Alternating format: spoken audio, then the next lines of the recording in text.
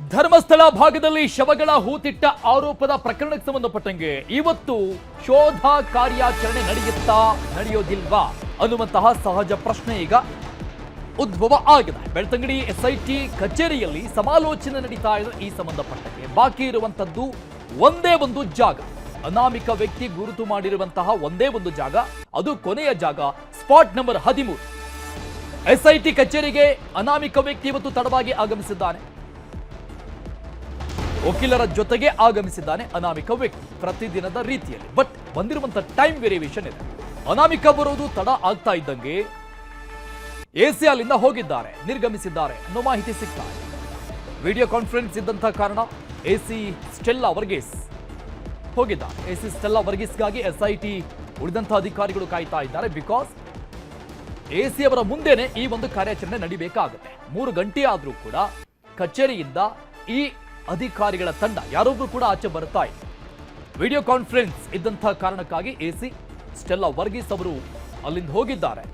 ಈ ಸಂಬಂಧಪಟ್ಟಂಗೆ ಚರ್ಚೆಗಳಾಗ್ತಾ ಇತ್ತು. ಈ ಮಧ್ಯದಲ್ಲೇ ಬಂದಂತಹ ಒಂದು ಕೆಲಸದ ನಿಮಿತ್ತವಾಗಿ ಅವರು ಅಲ್ಲಿಂದ ಹೋದ್ರು ಎಸ್ಐಟಿ ಕಚೇರಿಯಿಂದ. ಅಟ್ ಪ್ರೆಸೆಂಟ್ 3 ಗಂಟೆ ಸಮಯ, ಇನ್ನೂ ಕೂಡ ಅವರು ಬಂದಿಲ್ಲ. ಹಾಗಾಗಿ ಉಳಿದಂತ ಅಧಿಕಾರಿಗಳೆಲ್ಲರೂ ಕೂಡ ಎಸ್ಐಟಿ ಕಚೇರಿಯಲ್ಲೇನೆ ಕಾದು ಕುಳಿತಿದ್ದಾರೆ ಎಸಿ ಅವರು ಬರೋವರೆಗೂ ಕೂಡ. ಆಸ್ ಪರ್ ರೂಲ್ಸ್ ಪ್ರಕಾರ, ನಿಯಮಗಳ ಪ್ರಕಾರವಾಗಿ ಎಸಿ ಅವರ ಮುಂದಾಳತ್ವದಲ್ಲೇನೆ ಅವರು ಇರಬೇಕು ಆ ಸ್ಪಾಟ್ ನಲ್ಲಿ. ಸೊ ಅಂತ ಟೈಮ್ ನಲ್ಲಿ ಉತ್ಖನನ ಕಾರ್ಯವನ್ನ ಮುಂದುವರಿಸಲಾಗುತ್ತೆ. ಸೊ ಹಾಗಾಗಿ ಎಸಿ ವರ್ಗೀಸ್ ಅವರು ವಾಪಸ್ ಬಂದ ನಂತರದಲ್ಲಿ, ಆ ವಿಡಿಯೋ ಕಾನ್ಫರೆನ್ಸ್ ಕೆಲಸ ಮುಗಿಸಿಕೊಂಡು ವಾಪಸ್ ಬಂದ ನಂತರದಲ್ಲಿ ಈ ಒಂದು ಉತ್ಖನನ ಕಾರ್ಯ ಮುಂದುವರಿಯುತ್ತಾ ಅಥವಾ ಮಾಡೋದಿಲ್ವಾ, ಈ ಎಲ್ಲ ಪ್ರಶ್ನೆಗಳಿಗೆ ಸಹಜವಾಗಿ ಉತ್ತರ ಸಿಗುತ್ತೆ. ಗೊತ್ತಿಲ್ಲ, ಈ ಬಗ್ಗೆ ಯಾವುದೇ ಡಿಸಿಷನ್, ನಿರ್ಧಾರ ಇಲ್ಲಿವರೆಗೂ ತೆಗೆದುಕೊಂಡಿಲ್ಲ.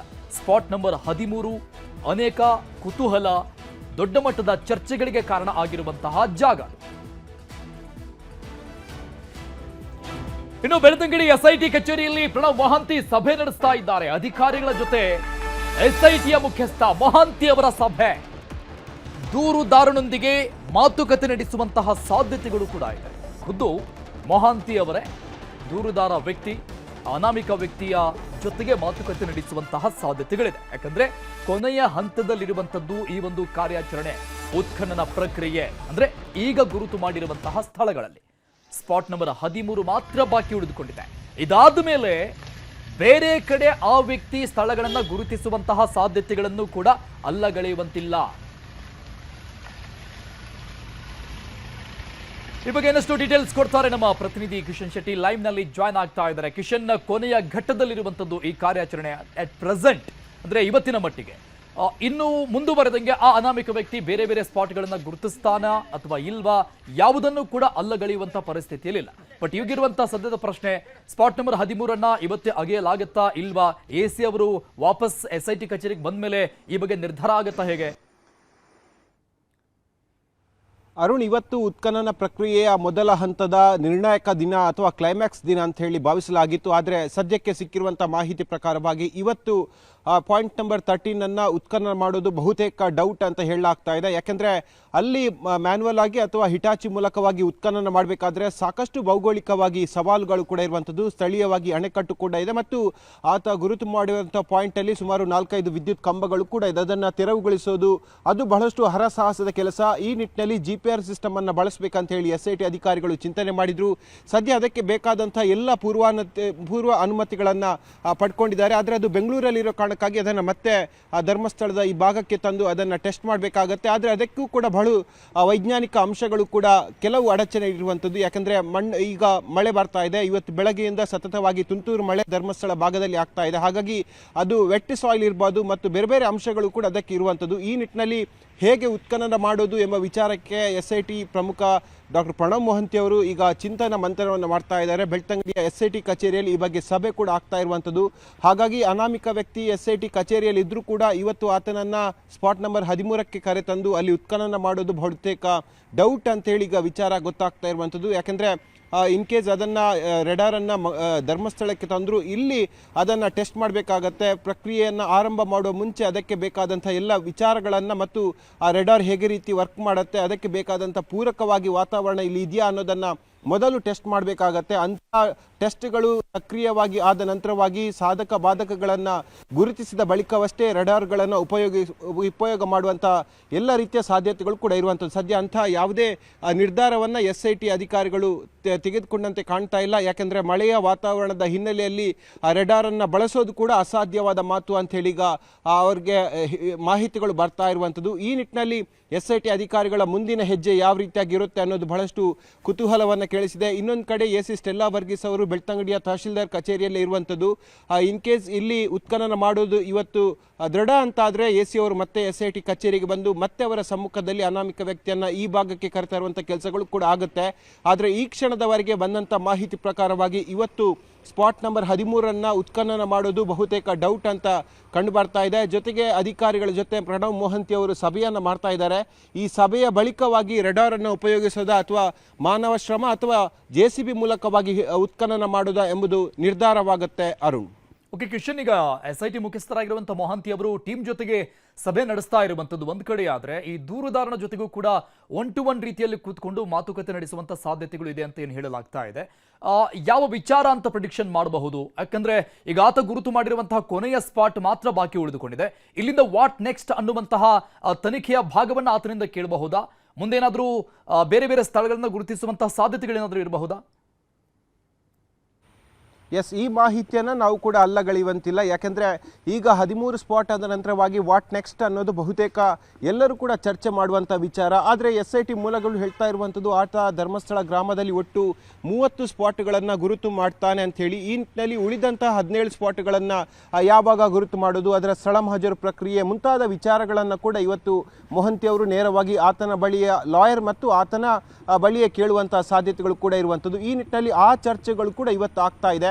ಆದರೆ ಸ್ವಲ್ಪ ವಿರಾಮ ಬಿಟ್ಟು ಈ ಭಾಗ 2 ಆರಂಭ ಮಾಡೋದು ಅಥವಾ ನಾಳೆಯಿಂದಲೇ ಅಂದರೆ 13 ಪ್ರಕ್ರಿಯೆ ಮುಗಿದ ಬಳಿಕ 14ಕ್ಕೆ ನೇರವಾಗಿ ಹೋಗ್ತಾರಾ, ಅದು ಬಹಳಷ್ಟು ಈಗ ಕುತೂಹಲಕಾರಿ ಸಂಗತಿ. ಯಾಕೆಂದರೆ AC ಅವರು ಕೂಡ ಕಳೆದ 10 ದಿನಗಳಿಂದ ಈ ಉತ್ಖನನ ಕಾರ್ಯದ ಹಿಂದೆ ಇದ್ದಿರುವಂಥದ್ದು. ಅವ್ರದ್ದೇ ಆದ ಕೆಲವು ಕೆಲಸಗಳು ಕೂಡ ಇದೆ. ಕಂದಾಯ ಇಲಾಖೆಯ ಕೆಲಸಗಳು ಸಾಕಷ್ಟು ಈಗ ಬಾಕಿ ಇರುವಂಥದ್ದು. ಬೆಳ್ತಂಗಡಿಯ ತಹಶೀಲ್ದಾರ್ ಮತ್ತು ಪುತ್ತೂರಿನ AC ಸಂಪೂರ್ಣವಾಗಿ SITಯ ಈ ಪ್ರಕ್ರಿಯೆಯಲ್ಲಿ ತೊಡಗಿಕೊಂಡಂಥ ಹಿನ್ನೆಲೆಯಲ್ಲಿ ಅವರ ಇಲಾಖೆಯ ಕೆಲಸಗಳು ಕೂಡ ಸಾಕಷ್ಟು ಹಿಂದೆ ಬಿದ್ದಿರುವಂಥದ್ದು. ಕಡತಗಳಿಗೆ ಸಹಿ ಹಾಕೋದಾಗಿರ್ಬೋದು, ಬೇರೆ ಬೇರೆ ಅಭಿವೃದ್ಧಿ ಕಾರ್ಯಗಳು ಕೂಡ ಅಂದರೆ ಪುತ್ತೂರು ಉಪವಿಭಾಗದ ಈ ವ್ಯಾಪ್ತಿಯಲ್ಲಿ ಸಾಕಷ್ಟು ಕೆಲಸಗಳು ಪೆಂಡಿಂಗ್ ಕೂಡ ಇರುವಂಥದ್ದು. ಈ ನಿಟ್ಟಿನಲ್ಲಿ AC ಅವರು 1 ವಾರಗಳ ಕಾಲಾವಕಾಶವನ್ನು ಕೋರುವಂತಹ ಸಾಧ್ಯತೆಗಳು ಕೂಡ ಇದೆ. ಈ ಬಗ್ಗೆ ಕೂಡ SIT AC ಅವರಿಂದ ಮಾಹಿತಿಯನ್ನು ಕೂಡ ಪಡ್ಕೊಂಡಿದೆ. ಇನ್ನೊಂದು ಜೊತೆ ಅನಾಮಿಕನ ವ್ಯಕ್ತಿಯ ಮುಂದುವರಿದ ವಿಚಾರಣೆಯ ಬಗೆಯಾಗಿ ಕೂಡ ಈಗ SIT ಅಧಿಕಾರಿಗಳು ಪರಿಶೀಲನೆ ಮಾಡ್ತಾ ಇದ್ದಾರೆ. ಆತನಿಂದ ಹಲವು ಮಾಹಿತಿಗಳನ್ನು ಕೂಡ ಪಡ್ಕೊಳ್ತಾ ಇದ್ದಾರೆ. ಒಟ್ಟಿನಲ್ಲಿ ಇವತ್ತು ಸಂಜೆ ವೇಳೆಗೆ SIT ಅಧಿಕಾರಿಗಳ ಸಭೆ ಕಂಪ್ಲೀಟ್ ಆದ ನಂತರವಾಗಿ ಒಂದು ಸ್ಪಷ್ಟ ಚಿತ್ರಣ ಹೊರಬೀಳುವಂಥ ಸಾಧ್ಯತೆಗಳು ಕೂಡ ಇರುವಂಥದ್ದು. ಅರುಣ್. ಓಕೆ ಕಿಶನ್, ಈ ದೂರುದಾರ ಅನಾಮಿಕ ವ್ಯಕ್ತಿಯನ್ನ SITಯ ಸುಪರ್ದಿಯಲ್ಲೇ ಇಟ್ಕೊಳ್ಬೇಕು, ಯಾರೋ ಖಾಸಗಿ ವ್ಯಕ್ತಿಗಳ ಜೊತೆಗೆ ಕಳಿಸಬಾರದು ಅನ್ನುವಂಥ ಆಗ್ರಹ ವ್ಯಕ್ತವಾಗಿದೆ. SITಗೆ ಸಂಬಂಧಪಟ್ಟಂಗೆ ಒಬ್ಬರು ಅಲ್ಲಿನ ಸ್ಥಳೀಯ ವಕೀಲರೊಬ್ಬರು ದೂರು ಕೂಡ ಕೊಟ್ಟಿದ್ದಾರೆ, ಒಂದಿಷ್ಟು ಅನುಮಾನಗಳನ್ನು ವ್ಯಕ್ತಪಡಿಸಿ. ಸೊ ಆ ನಿಟ್ಟಿನಲ್ಲಿ ಏನಾದರೂ ಕ್ರಮ ಆಗ್ಬೋದಂತ ಅನ್ಸುತ್ತಾ? ಯಾಕಂದ್ರೆ ಕೊನೆ ಹಂತದಲ್ಲಿ ಇರೋದ್ರಿಂದ. ಖಂಡಿತ ಶ್ಯಾಮ್ ಸುಂದರ್ ಎಂಬುವರು ಈ ಬಗ್ಗೆ SITಗೆ ದೂರನ್ನು ಕೊಟ್ಟಿರುವಂಥದ್ದು ಅಥವಾ ಮನವಿ ಪತ್ರ ಅಂತ ಹೇಳ್ಬೋದು. ಯಾಕಂದರೆ ಅನಾಮಿಕ ವ್ಯಕ್ತಿ ಆರಂಭದ ದಿನದಿಂದಲೂ SIT ಕಚೇರಿಗೆ ಬಂದಂಥದ್ದು ಅದು 3ನೇ ವ್ಯಕ್ತಿಯಿಂದ, ಅದು ವಕೀಲರ ಜೊತೆ ಆಗಿರ್ಬೋದು, ಬೇರೆ ವ್ಯಕ್ತಿ ಖಾಸಗಿ ಕಾರ್ ಜೊತೆ ಬರ್ತಾನೆ, ಮತ್ತೆ ವಾಪಸ್ ಈ ಭಾಗದಿಂದ ಹೋಗ್ತಾನೆ. ಆತ ಎಲ್ಲಿ ಹೋಗ್ತಾನೆ, ಅಜ್ಞಾತ ಸ್ಥಳ ಅಂದರೆ ಯಾವುದು ಅನ್ನೋದು ಕೂಡ SIT ಅಧಿಕಾರಿಗಳಿಗೆ ಕೂಡ ಅದು ಪ್ರಶ್ನಾರ್ಥಕ ಚಿಹ್ನೆ ಆಗಿದೆ. ಇದೇ ಒಂದು ಅನುಮಾನವನ್ನು ಮುಂದಿಟ್ಕೊಂಡು ಶ್ಯಾಮ್ ಸುಂದರ್ ಎಂಬುವರು ಈಗ SITಗೆ ಮನವಿಯನ್ನು ಮಾಡಿರುವಂಥದ್ದು. ಅಜ್ಞಾತ ಸ್ಥಳದಲ್ಲಿ ವ್ಯಕ್ತಿ ಇರ್ತಾನೆ, ಖಾಸಗಿ ವ್ಯಕ್ತಿಯ ಮನೆಯೊಂದರಲ್ಲಿ ಈತ ಇರ್ತಾನೆ. ಆತನ ಕಾರು ನೇರವಾಗಿ ಉಜಿರೆಯಿಂದ ಚಾರ್ಮಾಡಿ ರಸ್ತೆಗೆ ಹೋಗುತ್ತೆ. ಆತ ಎಲ್ಲಿ ಹೋಗ್ತಾನೆ, ಮತ್ತೆ ಆತನ ತಲೆಗೆ ಯಾರು ವಿಷಯವನ್ನು ತುಂಬಿಸ್ತಾರೆ, ಯಾವ ರೀತಿಯಾಗಿ ಬ್ರೈನ್ ವಾಶ್ ಮಾಡಿಸ್ತಾರೆ, ತನಿಖೆಯನ್ನು ಹಾದಿ ತಪ್ಪಿಸುವಂಥ ಕೆಲಸಗಳು ಕೂಡ ಇದರ ಹಿಂದೆ ಇರಬಹುದೆಂಬ ಶಂಕೆಯನ್ನು ಶ್ಯಾಮ್ ಸುಂದರ್ ಎಂಬ ವ್ಯಕ್ತಿ ತೋರ್ಪಡಿಸಿರುವಂಥದ್ದು. ಇದಕ್ಕೆ ಪೂರಕವಾಗಿ SIT ಕೂಡ ಹಿಂಬರವನ್ನು ಬರೆದುಕೊಟ್ಟಿದೆ. ಈ ರೀತಿಯಾಗಿ ಯಾವುದೇ ರೀತಿಯಾಗಿ ಅನುಮಾನಗಳಿದ್ರೂ ಕೂಡ ನಾವು ಪರಿಶೀಲನೆ ಮಾಡ್ತೀವಿ ಅನ್ನೋದನ್ನು ಹಿಂಬರದ ಮೂಲಕವಾಗಿ SIT ಅವರು ಬರೆದುಕೊಟ್ಟಿರುವಂಥದ್ದು. ಜೊತೆಗೆ ಅನಾಮಿಕ ವ್ಯಕ್ತಿ ಗುರುತಿಸಿದಂತಹ 12 ಸ್ಪಾಟ್ಗಳಲ್ಲಿ ಕೂಡ ಬಹುತೇಕ ಎಲ್ಲ ಸ್ಪಾಟ್ಗಳಲ್ಲಿ ಕಳೆಬರದ ಅಂಶಗಳು ಸಿಕ್ಕಿಲ್ಲ. ಹಾಗಾಗಿ ಅನಾಮಿಕನ ಹೇಳಿಕೆ ಕೂಡ ಸುಳ್ಳಾಗಿರ್ಬೋದು. ಜೊತೆಗೆ ಪ್ರಭಾವಿ ವ್ಯಕ್ತಿಗಳನ್ನು ಷಡ್ಯಂತ್ರದ ಒಳಭಾಗಕ್ಕೆ ಮಾಡೋಕ್ಕೆ ಅವರು ಕೂಡ ಷಡ್ಯಂತ್ರವನ್ನು ರೂಪಿಸಿರ್ಬೋದು ಮತ್ತು ಬೇರೆ ವ್ಯಕ್ತಿಗಳು ಈತನ ತಲೆಗೆ ಬೇರೆ ಬೇರೆ ವಿಚಾರಗಳನ್ನು ತುಂಬಿಸಿರ್ಬೋದು. ಈ ಬಗ್ಗೆ ಕೂಡ ತನಿಖೆಯನ್ನು ಮಾಡಬೇಕೆಂಬ ಮನವಿಯನ್ನು ಶ್ಯಾಮ್ ಸುಂದರ್ ಎಂಬುವರು ಈಗ ಹಾಕಿರುವಂಥದ್ದು. ಈ ಮನವಿಗೆ ಪೂರಕವಾಗಿ SIT ಸ್ಪಂದನೆ ಮಾಡಿದೆ. ಮುಂದಿನ ದಿನಗಳಲ್ಲಿ ಈ ಬಗ್ಗೆ ಕೂಡ ತನಿಖೆ ಮಾಡಿ ನೋಡೋದಾಗಿ ಕೂಡ SIT ಹೇಳಿರುವಂಥದ್ದು.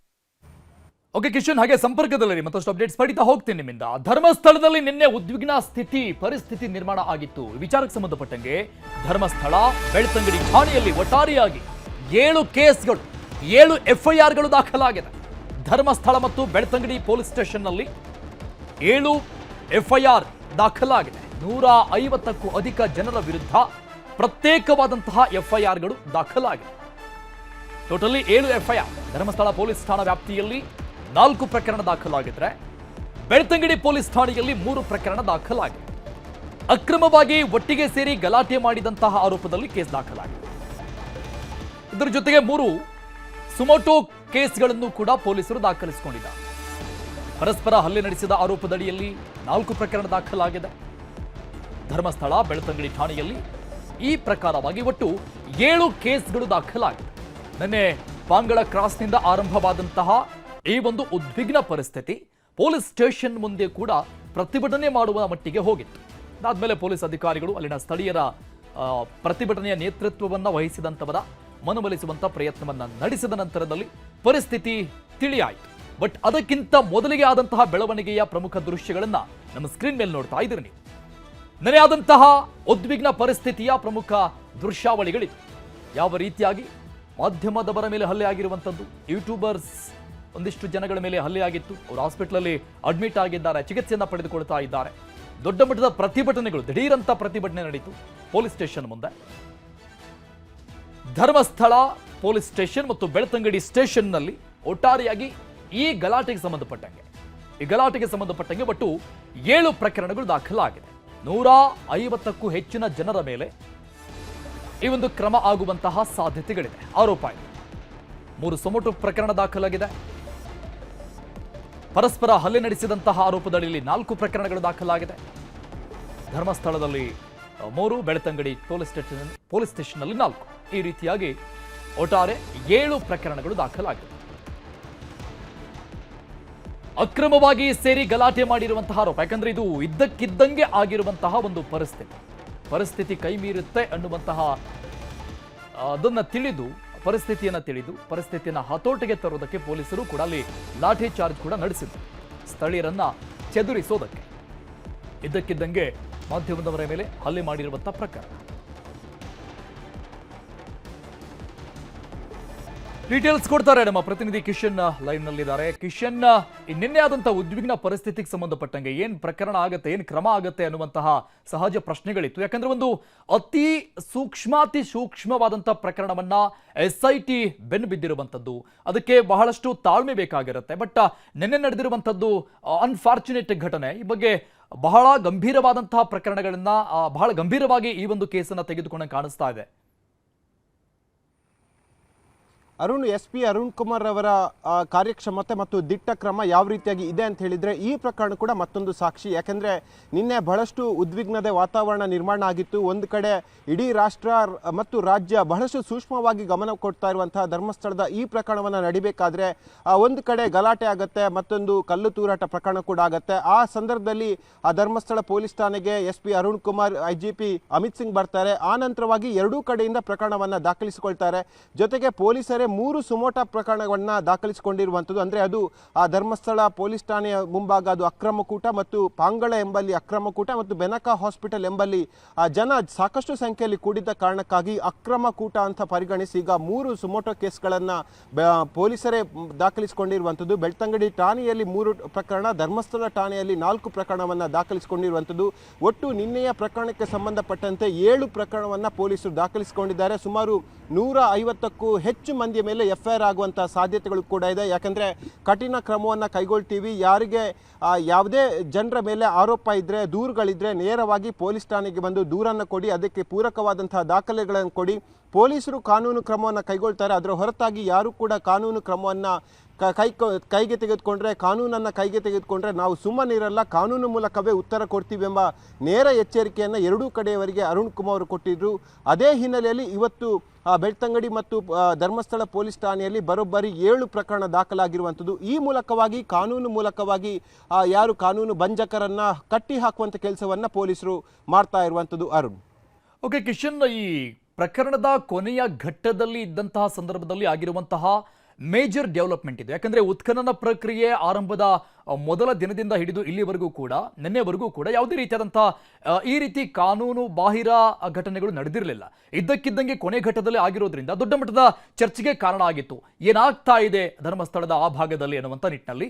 ಸೊ ಈ ಭಾಗದಲ್ಲಿರುವಂತಹ ಸ್ಥಳೀಯರು ಕೂಡ ತಾಳ್ಮೆಯನ್ನು ಕಳೆದುಕೊಂಡು ಇಂಥದ್ದೊಂದು ಕೃತ್ಯವನ್ನ ನಡೆಸೋದಕ್ಕೆ ಕಾರಣ ಆಯ್ತಾ ಹೇಗೆ?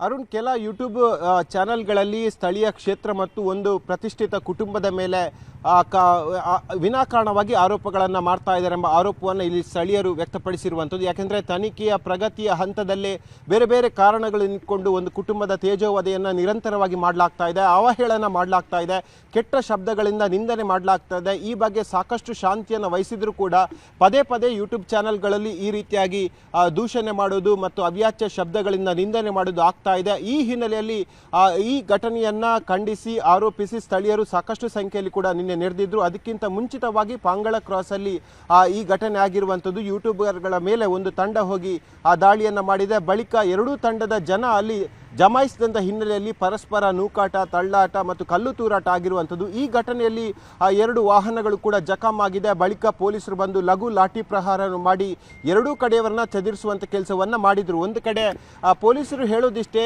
ಯಾರ ಮೇಲೆ ಯಾವುದೇ ಆರೋಪಗಳಿದ್ರೂ ಕೂಡ ಸೂಕ್ತವಾದ ದಾಖಲೆಯನ್ನು ಪೊಲೀಸ್ ಠಾಣೆಗೆ ತಂದೊಪ್ಪಿಸಿ ಕಾನೂನು ಮೂಲಕವೇ ಅವರ ವಿರುದ್ಧ ಹೋರಾಟ ಮಾಡಿ, ಆದರೆ ಕಾನೂನನ್ನು ಕೈಗೆ ತೆಗೆದುಕೊಂಡಂಥ ಸಂದರ್ಭದಲ್ಲಿ ನಾವು ಬಲಪ್ರಯೋಗವನ್ನು ಮಾಡಬೇಕಾಗತ್ತೆ ಎಂಬ ನೇರವಾದ ಎಚ್ಚರಿಕೆಯನ್ನು ಕೊಟ್ಟಿದ್ದಾರೆ. ಜೊತೆಗೆ ಯೂಟ್ಯೂಬ್ ಚಾನಲ್ಗಳು ಹಲವು ರೀತಿಯಾಗಿ ಸೃಷ್ಟಿಯನ್ನು ಮಾಡ್ತಾ ಇದೆ, ಸುಳ್ಳು ಸುದ್ದಿಯನ್ನು ಕೂಡ ಬಿಂಬಿಸ್ತಾ ಇದೆ. ಜೊತೆಗೆ ಯಾರದ್ದೋ ಪೂರ್ವದ್ವೇಷದ ಹಿನ್ನೆಲೆಯಲ್ಲಿ ಒಂದು ಕುಟುಂಬದ ಮೇಲೆ ದ್ವೇಷವನ್ನು ಕಾಡ್ತಾ ಇದ್ದಾರೆ. ವಿವಿಧ ಕಾರಣಗಳನ್ನು ಇಟ್ಕೊಂಡು ಅವರ ಮೇಲೆ ಅವ್ಯಾಚ್ಯ ಶಬ್ದಗಳನ್ನು ಬಳಸ್ತಾ ಇದ್ದಾರೆ. ಇದನ್ನು ನಿಲ್ಲಿಸಬೇಕು ಅನ್ನೋದನ್ನು ಗ್ರಾಮಸ್ಥರು ಒತ್ತಾಯ ಮಾಡ್ತಿದ್ದಾರೆ. ಇದಕ್ಕೆ ಪೂರಕವಾಗಿ ಪೊಲೀಸರು ಕೂಡ ಯಾವುದೇ ದಾಖಲೆಗಳನ್ನು ಇದ್ದರೆ ಅದನ್ನು ತೆಗೆದುಕೊಂಡು ಬನ್ನಿ, ನಾವು ಕ್ರಮವನ್ನು ಕೈಗೊಳ್ತೀವಿ ಎಂಬ ಒಂದು ರೀತಿಯಾಗಿ ಭರವಸೆಯನ್ನು ಕೊಟ್ಟಿದ್ದಾರೆ. ಜೊತೆಗೆ ಎರಡೂ ಕಡೆಯವರಿಗೆ ಎಚ್ಚರಿಕೆಯನ್ನು ಕೂಡ ಇದೇ ಸಂದರ್ಭದಲ್ಲಿ ಕೊಟ್ಟಿರುವಂಥದ್ದು. ಅರುಣ್.